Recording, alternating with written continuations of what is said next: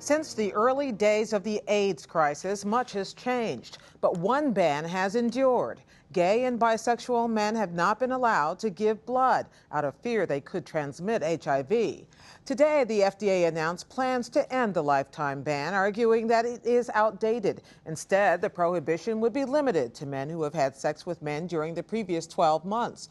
The American Red Cross said today it backs the change to what it called an unwarranted policy and strongly supports the use of rational, scientifically based deferral periods that are applied fairly and consistently among blood donors who engage in similar risk activities. Glenn Cohen of the Harvard Law School specializes in medical ethics, and he also supports the change. Thank you for joining us. Why, Professor Cohen, lift the ban now? Well, the ban that we had in place was really outdated. It dates back to 1983, the early days of the HIV crisis, and a few things have changed since then. First of all, our ability to test and to test quickly and accurately for HIV, that's dramatically improved. HIV has gone from a fatal disease to much more of a chronic disease, at least in America. And we've also had the experience of other countries. We really are an international outlier in a lifetime ban. Other countries have used much shorter deferral periods, and we have data from those countries suggesting no adverse effects from moving to a shorter period. That's what I want to ask you, actually. Why is it that other countries moved more quickly, and what does that data show? So the data shows, and again, it's a mix. Canada is at about 5 years. The UK is at about a 12-month ban. South Africa at about 6 months. And the country that we think is the most progressive on this, and me and my co-authors in the Journal of the American Medical Association think this is the right way to go about it, is Italy. Italy has said, let's not do blanket policies, let's do individualized risk assessments. And Italy made that move in 2001, and data published in 2013 show no appreciable increase of risk or infection rate in the Italian blood supply. So we think this was out of date. You know, FDA is a conservative institution, it's slow moving, and this was a long time coming. And yet, we're not wiping out the ban or lifting the ban entirely. We're going to this 1 year kind of prohibition moratorium. Why? Why only go to 1 year? Why not wipe it out if it's so safe entirely?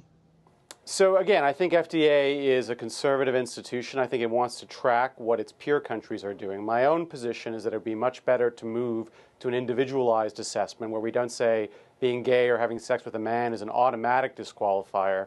We again look at your individual risk level. And I'm hopeful, though, that the FDA views this as an interim step. They're relaxing the ban, they're moving it a little closer to something that's reasonable, and they're going to look at the data. But it's important to realize that most sexually active gay men will have had sex with someone in the past year. What this really does is bring in men who've had sex with men once since 1977. The current prohibition that FDA is changing says if you've ever had sex with a man even once, you're disqualified, and that's about 8.5% of the American male population that was disqualified originally. Well, but now that doesn't sound like that adds a lot to the number of potential blood donors. Not only are you're opening the potential pool to more people, but also a very narrow subset of those people. Yeah, an estimate from the Williams Institute, which looked at the demography of gay men in America and also the rate of having sex and whether they're willing to donate, calculates this move will liberate about 317,000 pints of blood a year. Getting rid of the ban altogether would bring in more like 615,000 pints of blood. So it's halfway there in terms of the gains. Again, my view and my view of my co-authors is that this is still too conservative, but we're hopeful that FDA has moved a little bit. It took us 30 years to nudge FDA to move at all, and we're hoping that FDA will view this as an experiment, gather data, and then consider something a little bit more relaxed as a standard. You said that FDA is very conservative. What is the timing on this rollout? The timing of this rollout is that FDA plans from today's press release to issue a rule. It will have notice and comment. My expectation is that next year we'll see the policy changed effectively and all at once. And at that point, the Red Cross, among others, has indicated they too will change their policies. Should Americans worry at all that our blood supply will be compromised because of this relaxed rule? I think the answer is no. Again, the best experience, the best data we have is looking at our neighbors and to see what's happened with them.